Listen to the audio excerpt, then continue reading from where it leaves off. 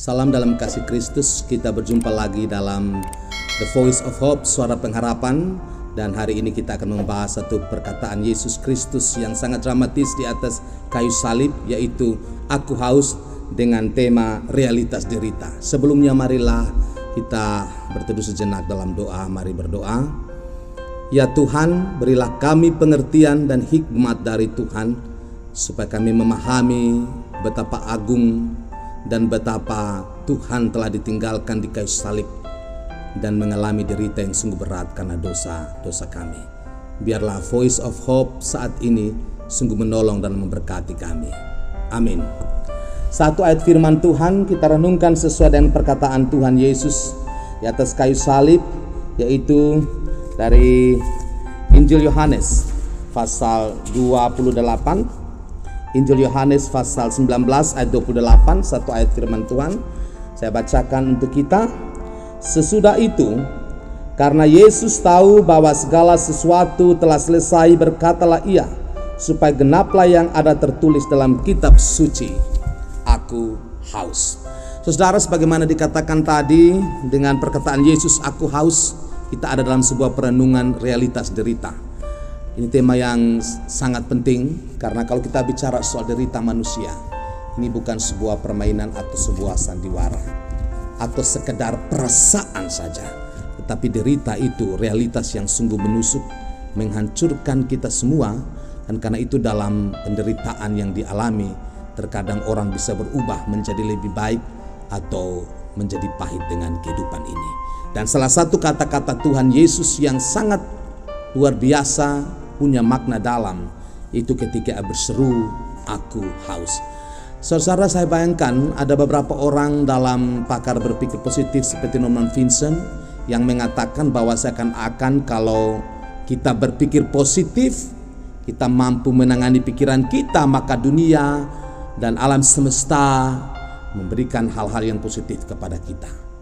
Sehingga dalam pernyataan-pernyataan yang benar-benar begitu kelihatan indah seperti ini, tidak ada ruang untuk orang bicara soal realitas derita. Padahal kita tahu dalam keseharian kita, bahkan pergumulan dunia sampai saat ini, manusia di bawah kolong langit ini bergumul dengan derita yang sesungguhnya. Tidak hanya karena kita berpikir positif, lalu segala sesuatu yang positif akan mendatangi kita. Kalau demikian, maka apa yang terjadi dengan Yesus merupakan satu ketololan atau kebodohan. Karena dia orang yang sangat bukannya berpikir positif. Yesus suci dalam hati, dalam tindakan dan pikiran. Tapi dia yang seperti ini justru yang digantung di atas kayu salib dan mengalami realitas derita yang sungguh mengerikan, sehingga sebelum kematiannya Yesus berteriak, aku haus. Kalau begitu kita perlu lebih jujur dan realistis dengan hidup ini. Derita bukan sekedar perasaan kita, tapi derita adalah suatu fakta yang akan menimpa dan bisa menimpa siapa saja dalam dunia ini, termasuk orang-orang baik. Bahkan dalam konteks Yesus juru selamat kita, dia yang paling suci, dia yang paling baik, tergantung di atas kayu salib dalam realitas cerita yang sesungguhnya, untuk mengatakan bahwa dalam menghadapi hidup ini dan dalam menyelesaikan misi yang Bapa di sorga percayakan kepadanya, jalan derita via dolorosa di kayu salib, itu yang Yesus pakai. Kalau bicara soal perkataan Yesus aku haus, saya lihat dan kita pasti merasakan sebuah ironi. Mengapa saya katakan sebuah ironi?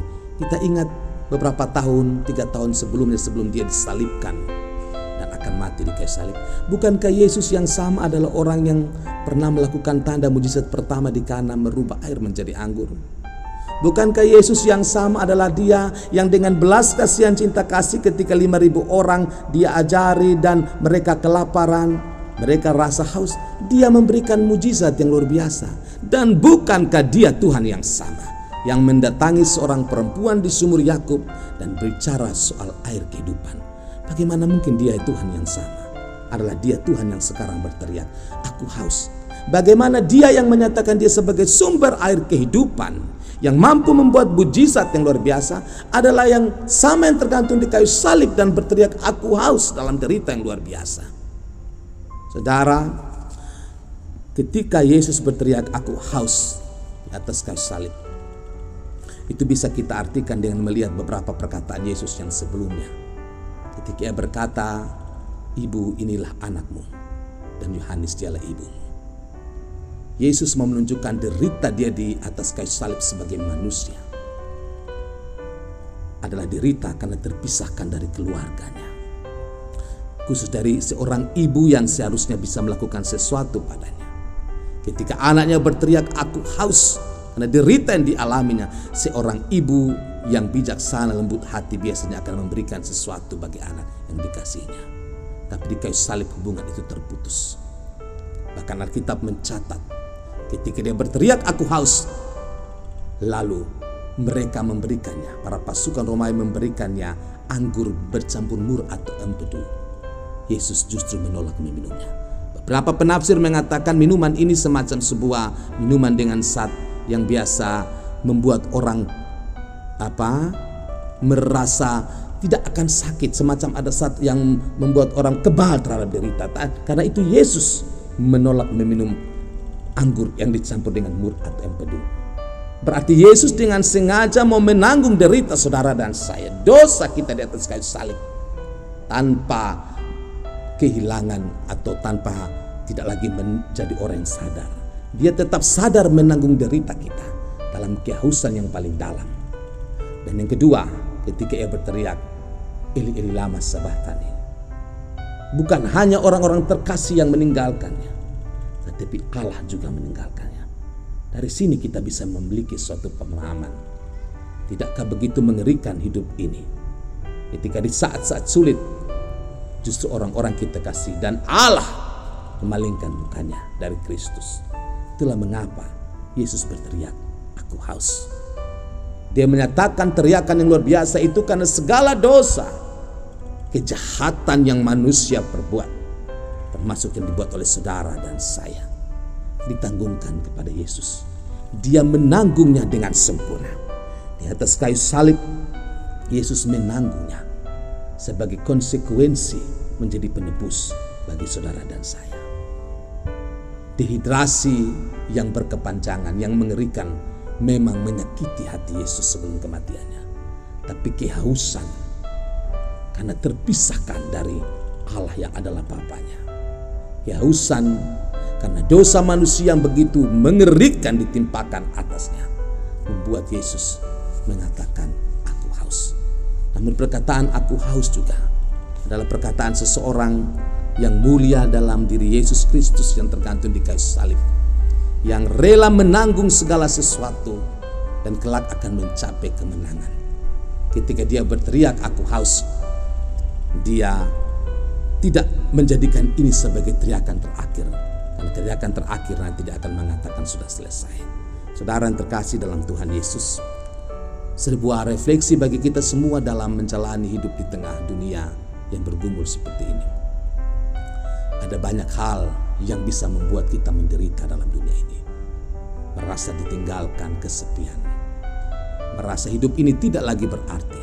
Bahkan ada kala di dalam hidup ini kalau kita melihat dengan lebih jujur, ada banyak doa-doa kita yang tidak dijawab oleh Tuhan. Ada banyak pengharapan yang sepertinya harus kita kubur, karena sepertinya Tuhan tidak lagi berkasih karunia kepada kita. Padahal dulu seperti Yesus, Dia melakukan segala sesuatu yang baik. Dia mampu memuaskan dahaga seorang perempuan Samaria yang bukan hanya haus akan air dari sumber Yakub, tetapi haus akan pelukan dan cinta kasih ilahi. Sekarang dia tergantung di atas kayu salib. Tentunya ini sekadar pasti bisa menjadi olok-olokan dari orang-orang banyak yang hadir pada waktu itu. Dia mampu membuat mujizat ini dan itu. Dia mampu menyembuhkan, memulihkan orang banyak. Kenapa sekarang dia justru tidak bisa apa-apa di atas kayu salib? Memang jalan salib adalah jalan yang paling mengerikan yang ditempuh oleh Yesus ketika Ia menjadi manusia. Jalan salib adalah jalan yang bukan hanya membuat Yesus hancur, dilukai, dan juga dilupakan. Tetapi jalan salib adalah jalan yang tidak seorang manusia pun di dalam dunia ini ingin melewatinya. Itulah mengapa hanya Yesus yang dengan sadar mengorbankan dirinya. Yesus yang dengan sadar harus menanggung segala luka, segala dosa dan kejahatan kita di atas kayu salib. Dalam minggu-minggu sengsara seperti ini, hati kita, pikiran kita seharusnya dibukakan untuk melihat realitas dunia yang ada. Secara diam-diam banyak orang bergumul dengan imannya. Banyak orang yang bukan saja sedang bergumul tapi nyaris juga kehilangan imannya, mempertanyakan kehadiran Tuhan di tengah dunia seperti ini. Ada kehausan yang dalam bagi orang-orang percaya, ada kehausan yang dalam bagi orang-orang yang mencoba bertahan dalam iman di tengah dunia yang begitu menganggap enteng perkara iman seperti bukan perkara yang penting. Apa yang terjadi pada Yesus di atas kayu salib. Ketika, sebagaimana saya katakan tadi, dalam Injil ketika anggur bercampur mur, dia tolak. Dan ketika diberikan anggur asam, dia minum. Itulah realitas manusia, perlakuan kita pada Sang Juru Selamat. Dia memberikan air kehidupan. Bahkan dia yang menjanjikan sebuah kehidupan yang luar biasa bagi kita. Tetapi ketika dia haus, hanya anggur asam yang diminumnya di atas kayu salib. Saudara, sungguh Yesus menjadi teladan. Semakin hari semakin luar biasa kasih dan cintanya kalau kita renungi. Tidak ada dari kita seorang pun yang mau berkorban seperti Yesus. Karena itu dia pernah mengatakan dan dia mewujudkannya. Tidak ada kasih yang lebih besar daripada kasih seorang yang memberikan nyawanya untuk sahabat-sahabatnya. Bagi Yesus, kita manusia yang tercela, manusia yang seringkali durhaka adalah sahabat-sahabatnya. Dan dengan rela hati, dengan tulus dia mati bagi kita. Karena jikalau biji gandum itu tidak jatuh ke tanah, dia tidak akan berbuah. Dan itu yang Kristus buat bagi kita.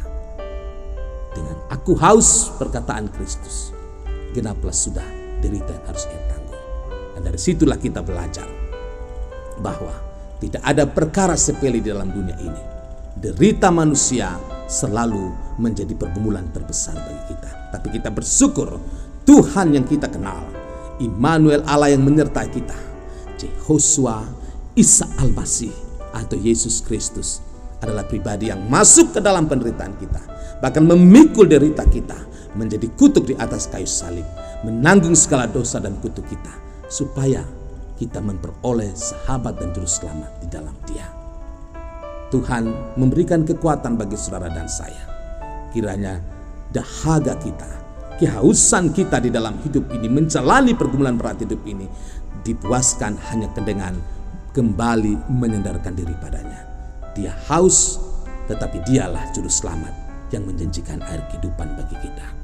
Dia ditinggalkan dan supaya kita diterima oleh Allah. Terpujilah Tuhan, terpujilah namanya. Tuhan memeluk, Tuhan mengasihi saudara dan saya. Dia ada dalam derita kita, karena dia telah menanggung realitas derita yang sesungguhnya di atas kayu salib. Dengan rela ia mengorbankan dirinya. Tuhan memberkati kita. Amin.